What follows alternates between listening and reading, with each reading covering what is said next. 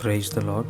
ఈరోజు మనము దేవుని యొక్క వాక్యంలో వారైతే అంధకారమైన మనస్సు కల వారై తమ హృదయ కాఠిన్యము వలన తమలోనున్న అజ్ఞానము చేత దేవుని వలన కలుగు జీవముల నుండి వేరుపరచబడిన వారై తమ మనస్సునకు కలిగిన వ్యర్థతను అనుసరించి నడుచుకొనుచున్నారు.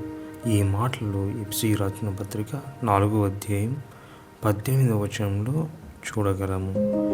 పాపమును ప్రేమించువారు చీకటిని ప్రేమించుదురు. లోకమంతయు పాపము అనే చీకటిలో ఉన్నది. దేవుని స్వరూపి అయిన క్రీస్తు మహిమను కనపరచు సువార్త ప్రకాశము వారికి ప్రకాశింపకుండు నిమిత్తము ఈ యుగ సంబంధమైన దేవత అవిశ్వాసులైన వారి మనోనేత్రములకు గ్రుడ్డితము కలుగజేసెను. ఈ మాటలు 2 కొరింథీ 4:4లో చూడగలము. వ్యభిచారి ఏ కన్నైనను నన్ను చూడదనుకొని తన ముఖమునకు ముసుగు వేసుకొని సంధ్య చీకటి కొరకు కనిపెట్టును. ఈ మాటలు యోబు 24వ అధ్యాయం 15లో చూడగలము. వెలుగు లోకంలోనికి వచ్చెను, కానీ తమ క్రియలు చెడ్డవైనందున మనుషులు వెలుగును ప్రేమింపక చీకటినే ప్రేమించిరి. దుష్కార్యం చేయు ప్రతివాడు వెలుగును ద్వేషించును. తమ క్రియలు దుష్క్రియలుగా కనబడుకున్నట్లు వెలుగునొద్దకు రాడు. ఈ మాటలు యోహాను 3:19-20లో చూడగలము. మీరు చీకటిలో మాట్లాడుకున్నవి వెలుగులో వినబడును. మీరు గదుల యందు చెవిలో చెప్పుకున్నవి మిద్దెల మీద చాటింపబడును అని వాక్యం చెబుతుంది. లూకా సువార్త 12:3లో చూడగలము. నీవు చేసే పనులు ఎవ్వరూ చూడకూడదు, నీ సంగతులు ఎవరూ అడగకూడదు అనే మనస్సు నీకున్నదా? అదే చీకటిని ప్రేమించే మనస్సు.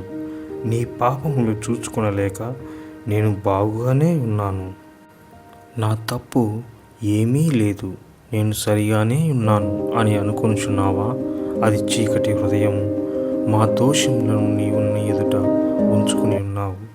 నీ ముఖ కాంతిలో మా రహస్య పాపములు కనబడుచున్నవి అని వాక్యము కీర్తన 98లో చూడగలము.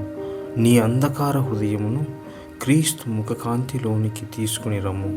అప్పుడు నీ రహస్య పాపములు నీవు చూచుకొనగలవు. క్రీస్తు వెలుగుతో నీ హృదయం నిండును. అప్పుడు నీ స్థితిని నీవు గ్రహించుకొనగలవు. ఇతరుల పాపాన్ని ఖండిస్తూ అంతవరకు బోధించిన యెషయా దేవుని తేజస్సుతో నిండిన దేవాలయంలోనికి ప్రవేశింపగానే, అయ్యో, నేను అపవిత్రమైన పెదవులు గలవాడను, అపవిత్రమైన పెదవులు గల జనుల మధ్య నివసించువాడను, నేను నశించితిని అని తన స్థితిని గ్రహించి కేక వేసెను. ఈ మాటలు యెషయా 6:1-5లో చూడగలము. నీ సహోదరుని ద్వేషించుచున్నావా? అది చీకటి హృదయం. వెలుగులో ఉన్నానని చెప్పుకొనుచు తన సహోదరుని ద్వేషించువాడు ఇప్పటి వరకు చీకటిలోనే ఉన్నాడు. తన సహోదరుని ప్రేమించువాడు వెలుగులో ఉన్నవాడు, అతని యందు అభ్యంతర కారణమేదీ లేదు. తన సహోదరుని ద్వేషించువాడు చీకటిలో ఉండి చీకటిలో నడుచుచున్నాడు. చీకటి అతని కన్నులకు గుడ్డితనం కలుగజేసిన కనుక తానెక్కడికి పోచున్నాడో తనకి తెలియదు. ఈ మాటలు 1 యోహాను 2వ అధ్యాయం 9-11 వరకులో చూడగలము. నీ సహోదరులను ప్రేమించుచు వెలుగులో జీవించుము. వెలుగులో జీవిస్తూ క్రీస్తును వెంబడించుము. నేను లోకమునకు వెలుగును. నన్ను వెంబడించువాడు చీకటిలో నడవక జీవపు వెలుగు కలిగి ఉండడని మనం ప్రభువు చెప్పాను కదా. ఈ మాటలు యోహాను 8:12లో చూడగలము. ఇప్పటికైనా మన యొక్క చీకటి సంబంధమైన శక్తుల నుంచి విడిపించబడవలను అంటే దేవుని యొద్దకు రావాలి. ఆయన వెలుగులో మనం నడుచుకోవాలని, ఆయన యొక్క వాక్యాన్ని ధ్యానించాలని దేవుడి మాటలు సెలవిస్తున్నాడు.